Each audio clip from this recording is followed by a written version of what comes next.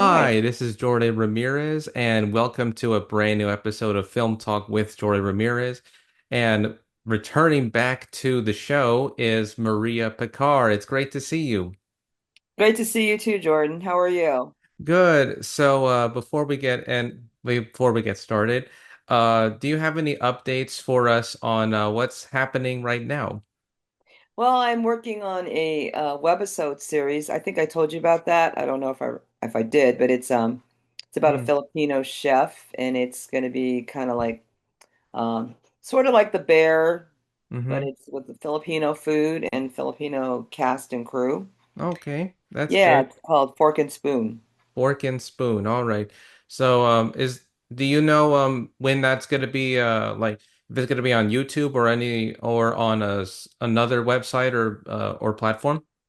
Well, I'm going to go for YouTube for now, and then we'll see what other platforms we can put it on after that. But we're shooting for at least 4 episodes to start. Okay, 4 episodes to start. Okay, so for me right now, I know I submitted my podcast to a few film festivals, and right now we just won the podcast just won the fourth award. Great. So yes. So I right now saw we're that. Yeah, so right now we're just moving on uh to four festivals right now. But I already submitted it to 8 so far. So it should be good at the moment. That's great. Congratulations. I saw that. Oh yeah, thanks. So yeah, and I know that you've been listening to my podcast interview with Milton Gallego Garcia, Hmm. which was really good to listen to. But yeah, it was great to be able to interview him. I mean, he was really nice. He also had a lot of knowledge and expertise, so I thought it was great to interview him. Yeah, he's a film student, so it's Mhm. great to talk to someone that's young and upcoming like that, you know. Yeah. Yeah, exactly. Okay. So besides that, um It's it's a little bit hard to explain. Okay, so I thought maybe besides any updates on that, um, do you know of any do you have any news about besides the webisode series, like any other news that you wanted to share that maybe you have heard lately or anything related to the film business going on right now? Well, not really, not too much. Oh, I heard that Sam Neill passed away. Oh yeah. Yes, I have heard about this. It's it's a big problem. Yeah. Um, there's that, and okay, well, I thought I would bring this one up. Okay. Okay, this one it's a pretty interesting. Um, and I know this relates to the film industry as a whole. The merger between Warner Brothers and Paramount was halted by the state of California, and I think it was 11 or 12 other states because it Wow. were, yeah, because they did not want the merger to go through, and they also wanted to prevent a huge monopolization of, well, there's already starting a huge monopolization of the major movie studios in Hollywood. So they're Yeah. trying to prevent from that from happening. So that's something I would share about. Yeah, well, it's kind of like the Disney thing, right? With Hmm. Marvel, Yeah, and them taking over all that. when Disney took over 20th Century Fox and now 20th Century Fox is part of Disney. Yeah. So that's one of the big issues right now. So I thought I would bring that up. So that's related to what's going on in Hollywood at the moment. Hmm. Um, anywho, yeah, so I just thought maybe I would bring up a little film news or a little bit of film updates as of right now going on. So that's I thought would be important because I think I remember seeing they were playing, if I remembered, it was a meeting of, professionals within the industry, including journalists, filmmakers, and I think Mark Ruffalo, he was doing like a Zoom interview.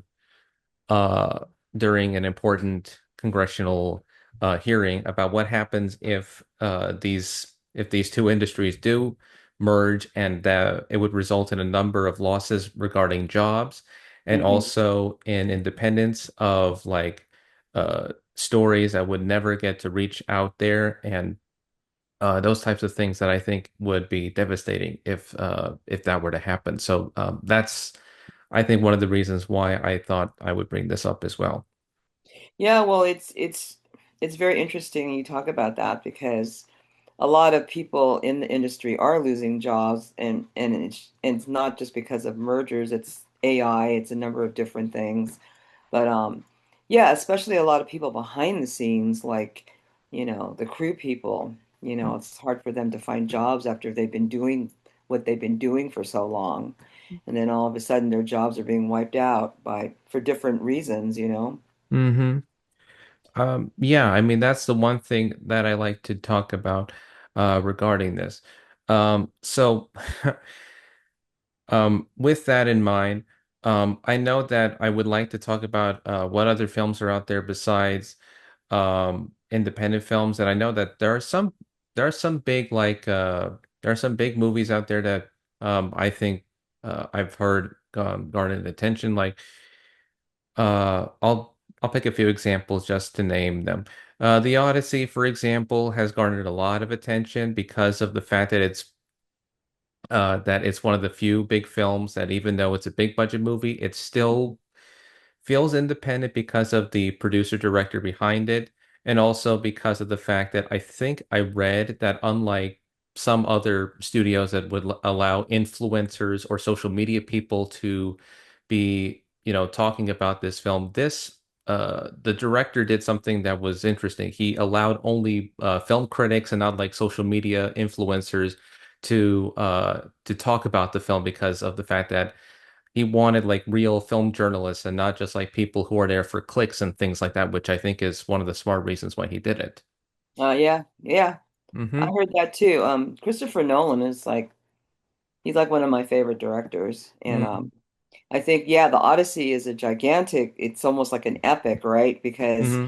he not only he also used a different set of what do you call it, technical stuff behind the scenes as well. I think he used an IMAX camera. He filmed Hmm. it in IMAX.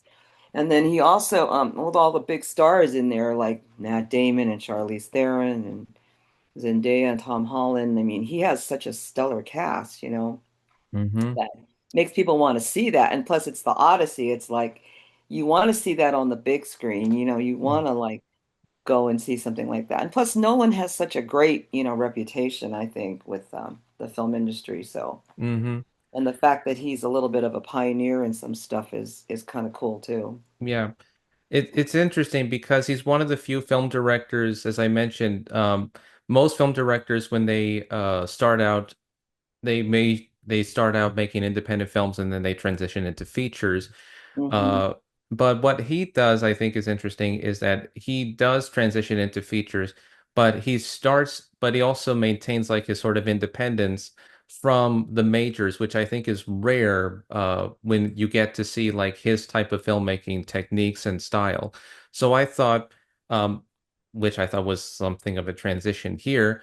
Um, do you think that there may be a possibility that if there was a director who did graduate from making independent films, maybe from a production company such as yours, or maybe another production company, that they could try to maintain some sort of an independence, or maybe it's going to be a bit problematic depending on which studio they end up working for, is my question.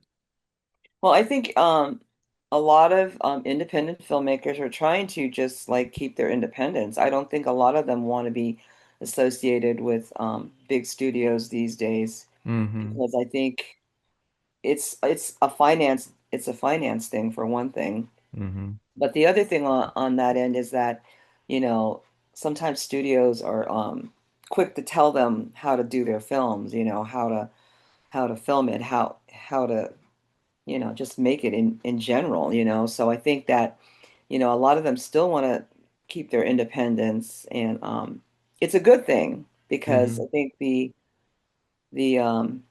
production companies so far are moving in that direction. They still want to do their own thing and they want to keep their independence, but yet they want to kind of shy away from Hollywood and all that stuff because they feel like, they can't do their own thing, you Mhm. know. Yeah, pretty much. I mean, if you heard my interview with Melton Gallego Garcia, we did talk a little bit about two independent filmmakers who have already stormed Hollywood. The directors of Obsession and Backrooms, for example, they have already stormed Hollywood by proving that yes, younger people can make movies and they can shift gears by making films outside of Hollywood, and they also can change the industry. But I think it's also a bit of a double fold because after the success of those two films that I've mentioned, it's almost like Hollywood is now trying to say, okay, now that we found two big names who could change the industry, now we're thinking about adapting things on the web and also trying to do like what Gen Z does. So I'm thinking, do you think that the way that Hollywood is doing it, just in that example that I gave, they're going in the wrong direction, or are they just tr struggling to understand what the audience is going through at this point? I think they're struggling to see Mm-hmm. what the audience is going through because, okay, for instance, they're always trying to remake stuff, okay? Mm-hmm. Reboot things, remake things. I think that it's like the public, and from what I hear from other people and other filmmakers, is that, where's the originality in that? Where's the creativity in that? It gets lost because all they're doing is, reprocessing the same type of film. Okay, with a different story, maybe, but it's the same characters, it's the same kind of genre, but it's not anything creative. And I think there's so much more creativity out there than they're letting be put out there. Yeah. And this might be unrelated to our conversation, but I thought I might ask this anyway. So when you're not making movies or when you're not busy with doing work related to what you do right now, do you have any interesting hobbies or maybe doing anything like activities outside of your workplace that maybe tries to get you out of the stress or maybe tries to get you out of what you're doing so that you're not too focused on what goes on in your work environment? So just like, do you have any hobbies or anything that takes that stress out of you? Well, for instance, I do two other things. I'm a personal support worker for my Mm-hmm. grandson when we talked about he has autism. Mm-hmm. So I help him with that. I help him, get ready for school in the morning when he has school. So I've been licensed to do that through the state. And then I'm also a yoga instructor. So I do a lot of meditation and things like that to help reduce stress. Mm-hmm. So that's Yeah. my way of dealing with stuff like that. It's like breathe, take a breath, relax, nothing as bad as it seems, Yeah.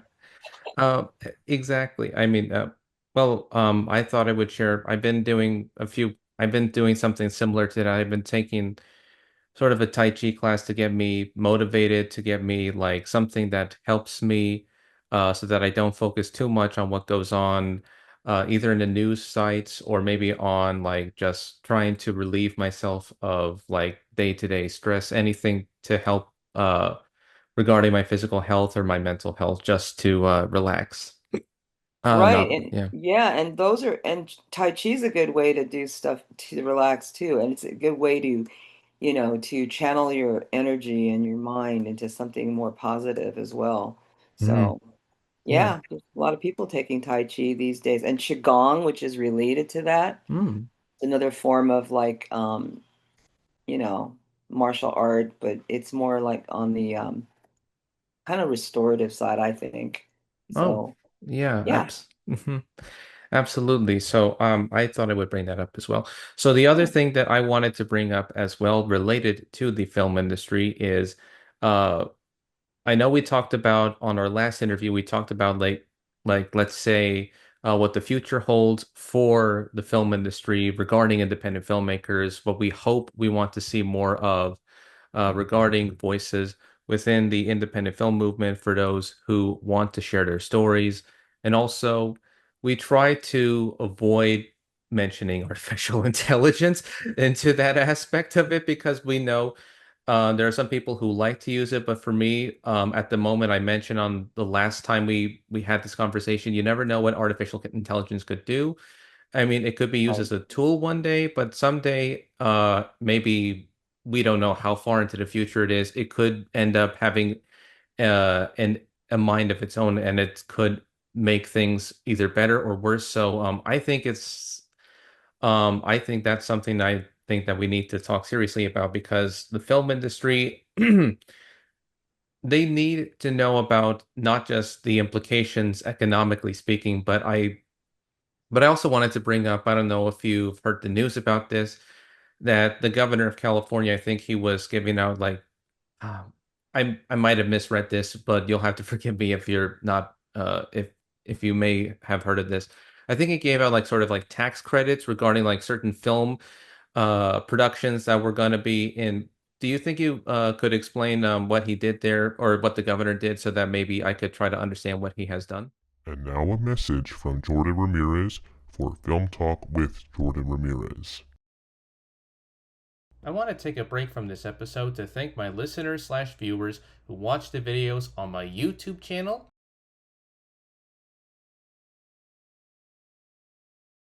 and listen to each new episode on Spotify. While this show is a labor of love and passion that isn't about the movies that I like, this is also a show that is about the films that you like. Have a film that you want to recommend to the podcast? Make sure to recommend it in the comments section on YouTube and on Spotify, and you will receive a shout out in a future episode. Want to be a guest on the podcast? Click on the sign up form link in the episode description for further details. If you like this episode or my previous episodes, make sure to like, share, and subscribe for more interviews in the near future. The goal for this channel is to reach up to 100 subscribers both on YouTube and on Spotify. It's just that easy. And now, back to our regularly scheduled episode. Well, I've heard a little bit about that, and I've actually met Governor Newsom a couple of Okay. times. And I Oh, know that he can be kind of more liberal minded, shall I say. But yeah.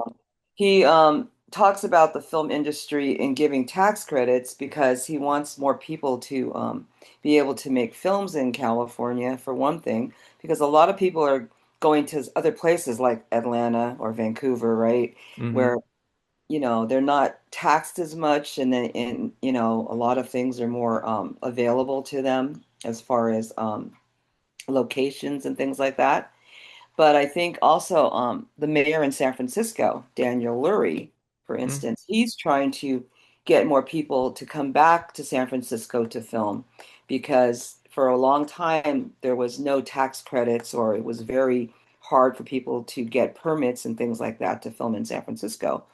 And San Francisco is a beautiful place to film, of all the exterior shots you can get out of there. But it was just tough for people to come in there because of the money and the finances. But I think Daniel Lurie is starting to open that up a little more and having people film there. I think they're going to be filming that series with Ted Danson, the Mm-hmm. one about the seniors, and he's a private detective. I forget the name of it, but I think they're going to be filming more stuff like that in San Francisco, and that's because of liberal the liberal costs, and tax credits. No, that's fascinating, and it's um. Do you know of any other information regarding that series you mentioned with Ted Danson, or is that all, or is that some of the information that you've just known about at the moment? Um, I've heard about that because Mayor Daniel Lurie, is on Instagram a lot, and Mm-hmm. he was saying that, yeah, he wants to bring people back to San Francisco to film, and that was one of the series that he wanted to film there because it was actually originally filmed in San Francisco, and he wants to keep going. Hmm. So I can't remember the name on the top of my head, but when I'll look it up. But it's a pretty good series. It's kind of a comedy um, series about seniors and how Ted Danson is in a senior home and he becomes a detective to find out who murdered certain people and things like that. It's kind of a funny series. Mm. Is it streaming or is it on like or is it on like one of those cable channels or regular program Oh channels? no, I think it's either on Prime or Netflix. I have to look it up for you and I'll give you that information when I find it. Okay, that Uh, yeah, that would be terrific. I mean, that would be great to know to learn about and to know about this. Okay. So let me see if I can try to bring up so a few more things that I want to bring up and then we can wrap things up as we move okay. along. Okay. So I know that you've mentioned about how some of the other studios and other companies were trying to move out of state because of the tax credits because of the taxes that you mentioned. Um, Hmm. so I thought I would bring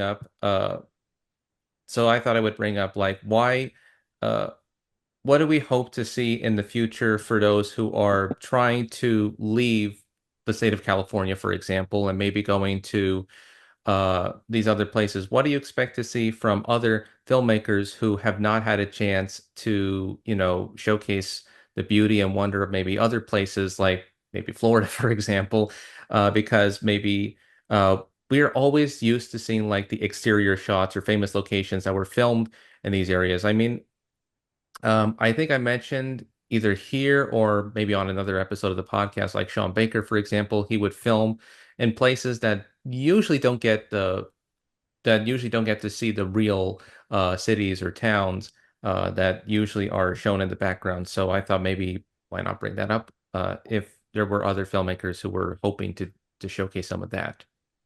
I think there are other filmmakers who want to showcase that. For instance, I'm originally from San Francisco, so that's why I know a lot about San Francisco. Hmm. And, I used to do a lot of film there, but I know that there's a lot of areas in San Francisco that people don't highlight just because they're not touristy, and people don't really know about them. But there's a lot of hidden gems there that I can tell people about if they want to film things there. But recently went to Atlanta too, Hmm. and I know that they filmed a lot of The Walking Dead there. Mm. And looking at the streets and stuff, we took a tour and they were saying, oh, here's where they filmed, the first scene of Walking Dead, the main strip in Atlanta. But then when we looked around, we were like, well, where else did they film? Because they didn't really mention it. But I Mm. think it's kind of a hidden gem as well, where they film and the studios or somewhere where people really don't know where they are unless you're a filmmaker. So that's kind of cool. And in Florida, I've been visited in Florida as well. And I know that a lot of people film in Florida, but they don't mention where they film because I think they want to keep it a secret, some of them. Mm. So, a lot of filmmakers don't come in and just, bamboozle their way in and say, oh, yeah, we want to make a film here too. Yes. I think that I don't think I mentioned this. So you in Florida, we usually have our Gasparilla Film Festival. I think it was in Tampa where they usually held their festival. And I Hmm. remembered on the first night, I think it was sometime in 21 or 22, one of those years, I might not remember. I remembered seeing Justin Long for the first time, but I didn't see him in person. And he was there because he was showing a movie that he filmed around Tampa. It was supposed to fill in for Atlanta, Georgia, and it was a supernatural comedy. I The other actor besides Justin Long, I might not remember the actress's name, but I'm familiar with her work and I've seen her face. I'll bring up a few roles if you can remind me of her name. 13 Okay. Going on 30 was one of those films. She was the best friend of Jennifer Garner in that film. I'm Eva something or some. Oh, it's not Lindsay Lohan or Jamie Uh, Lee Curtis. no. Oh no, that's Freaky Friday. No, 13 Going on for 30 is that one is that comedy where the young teenage girl wishes she was 30 years old and she ends up becoming 30 years old. Oh God, who is that? Yeah, that's the one I was trying. And her best friend in the movie, she was blonde-headed, and she was, I think, like supposed to be her best friend. I don't remember her name though. Not Amanda Seyfried. Seyfried. No, no, no. That's Oh my God, what was it? I know. Yeah, no, no. It was not Amanda Seyfried. It was oh my God, I'm It's maybe. okay. It's okay. I Yeah. know. Oh, and here's the name of the series that Ted Danson is working on. Man on the Inside. Man on the Inside. Okay, that's good. Let me see if I could find it. A Man on the Inside, Justin Long, here it is. I know I'm not supposed to use my phone, but I think just in this case for right now at the moment. Let me see, 21. Lady of the Manor, that's the name of the movie. It's supposed to be a supernatural comedy film. Uh, Oh, Judy Greer, that's it. Judy oh, Greer. Judy Greer. Yes. Yes. And I remembered Justin Long was there and his brother, I didn't know he had a brother. He was also there too. Oh, They were talking about the filming of the film of shooting in around Tampa, using it as the double for Atlanta because I guess he loved shooting it here than in actual Atlanta to just get the beauty of it, I guess. But it's a pretty interesting comedy if you ever got to see it. It's a funny comedy. It's supernatural. okay. It's not, I'll look at it. yeah. And there's no like scares or anything. It's basically just the ghost of a 19th century Southern belle who ends up instructing this employee who is managing this what used to be a Southern plantation house. Now it's a museum. So it's a pretty interesting film. I think I've heard of that. Yeah. But yeah, that's one of the films that was showcased at the Gasparilla Film Festival. Oh, okay. Yeah. Okay. Yeah. I've been to Um, quite a few film festivals in Florida. My mm, friend Jared Knowles, he started a film festival there called the Love, what is it? Not the Love and Hope, but oh, widescreen music video film mm, festival in Miami. that's good. So yeah, it's a good film festival. But Um, what do you think of people? Okay, filmmakers. This is a filmmaker question, actually. okay. We were talking about locations where people film, and sometimes they use the exterior. Say they'll use the exterior of the Golden Gate Bridge, but they won't really film around that area. They'll film in a studio, so it looks like they're still in San Francisco, but they're not. And Yeah, that's what you were talking about too, right? yeah, exactly. I mean, I'll mention a few big. I know this is a pet peeve of mine. I'll mention a few superhero movies that sometimes use the exterior location, but they will actually film at another location. Um, I think the film Venom, I remembered seeing that film when it was in theaters.